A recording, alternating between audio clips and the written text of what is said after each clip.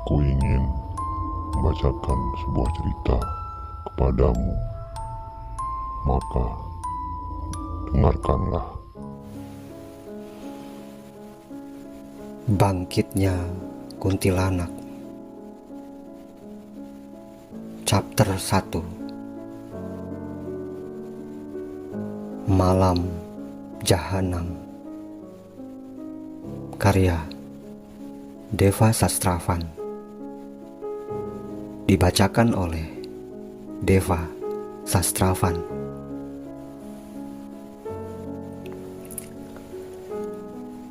Agung masih sibuk dengan motornya yang terparkir di depan warung Pak Harjo. Tiba-tiba Ilung yang sedang memainkan gitar melihat seorang wanita muda yang menenteng 2 buah tas besar di tangannya. Wanita itu berjalan bergegas. Ilung terus memperhatikannya, dan ia sempat melihat wanita itu melirik sebentar kepada mereka dan lanjut berjalan lagi.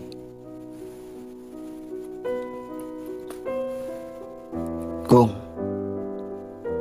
ada cewek cantik tuh. Malam-malam begini.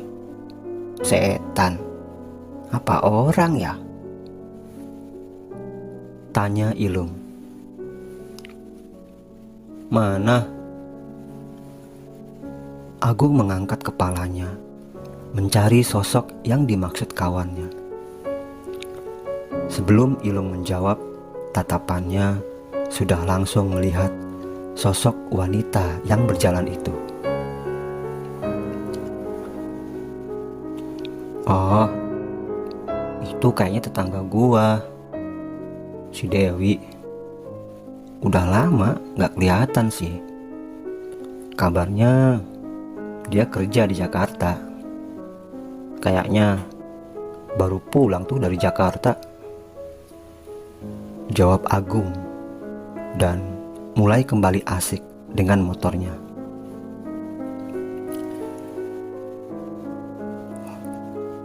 Syukurlah kalau bukan setan. Asik nih. Dapat mangsa malam ini kita. Pesta besar cuy. Ilung meletakkan gitarnya, disandarkannya di dinding warung yang terbuat dari papan. Jangan gila bos, itu kan tetangga gua. Agung sudah bisa menduga rencana jahat kawannya itu.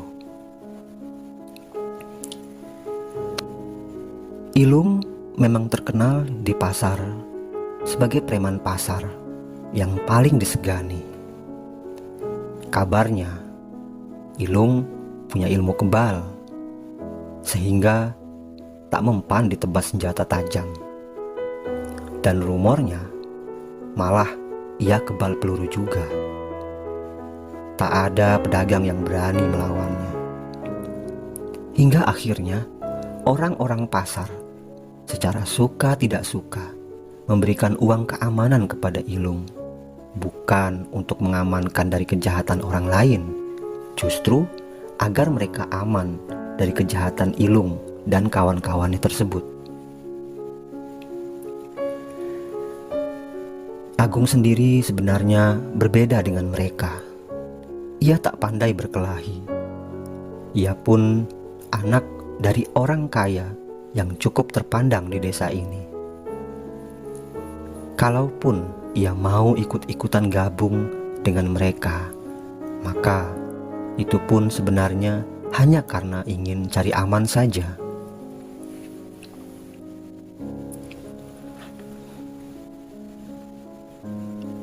Johan, Yondi, udah selesai belum makannya? Lelet amat, teriak Ilung pada 2 temannya lagi yang sedari tadi asik makan.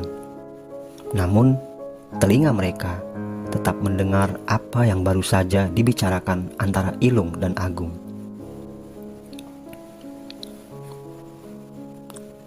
Oke bos, udah nih, kata Yondi menyingkirkan piringnya dan piring temannya. Pak. Parjo, kemana sih nih penjual? Dagang tapi kabur-kabur mulu. Panggil Johan. Tak lama datang Pak Harjo dengan tergopoh-gopoh. Kedua tangannya yang masih basah dilapkan di bajunya. Iya, maaf, tadi saya habis buang hajat di kali belakang sana. Ada apa ya? Tanyanya. Ini semuanya berapa? Tanya Johan.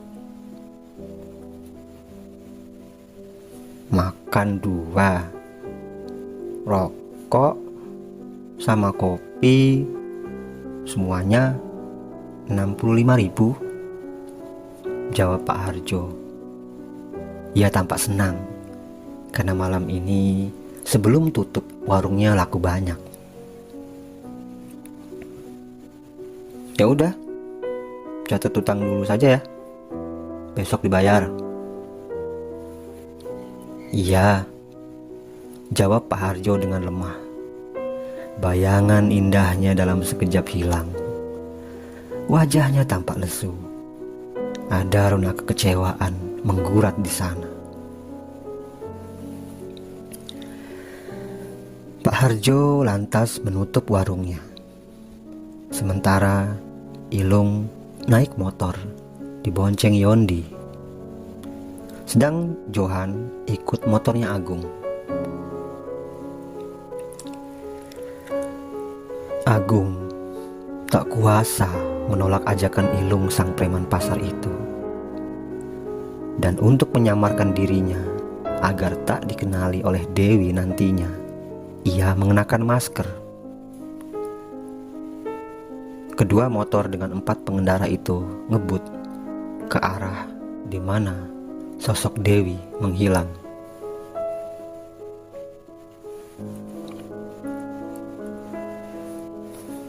Dewi mendengar deru motor di kejauhan dari arah belakangnya. Ia sudah menduga siapa kiranya yang ada di atas kendaraan itu. Tentulah mereka para pemuda yang tadi ada di warungnya Pak Harjo.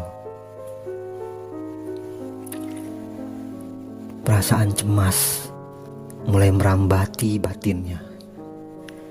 Ia lebih mempercepat lagi langkahnya. Namun terlambat, karena 2 motor dengan 4 pengendara itu sudah lebih dahulu menyalip jalannya.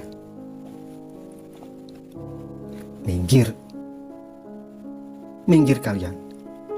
Mau apa kalian? Teriak Dewi.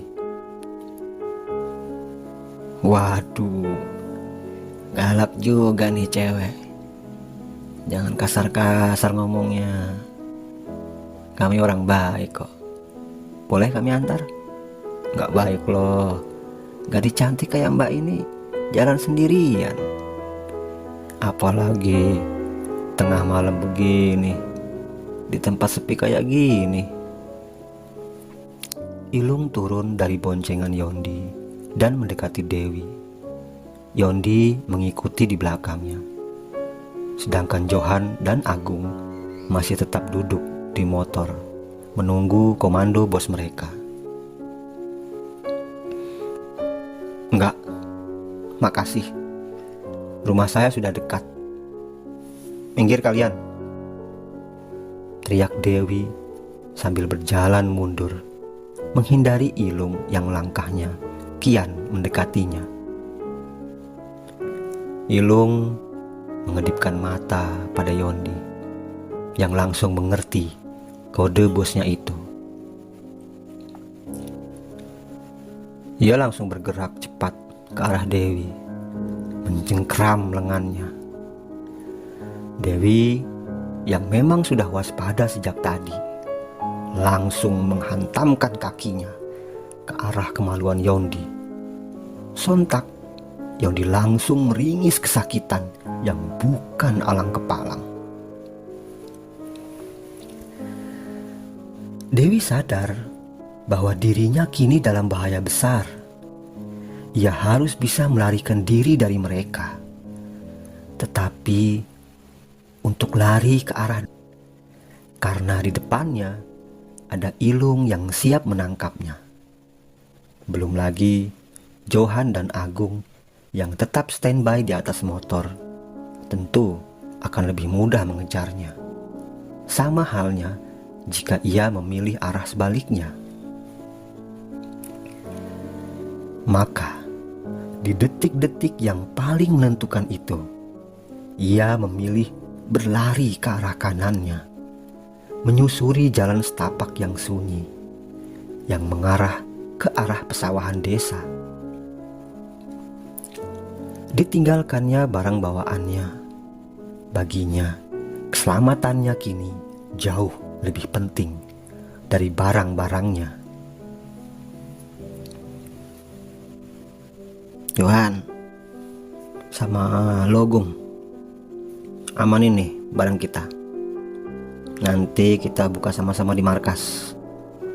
Lo ikut gua, Yon. Kita kejar tuh cewek.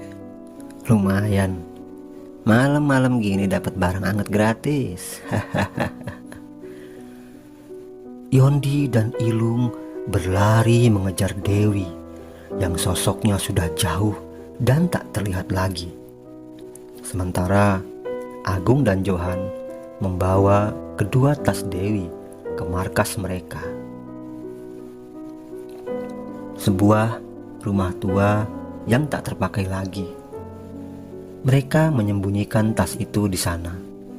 Lalu mereka kembali ke tempat semula dan menyusuri jalanan setapak di mana Ilung dan Yondi mengejar Dewi.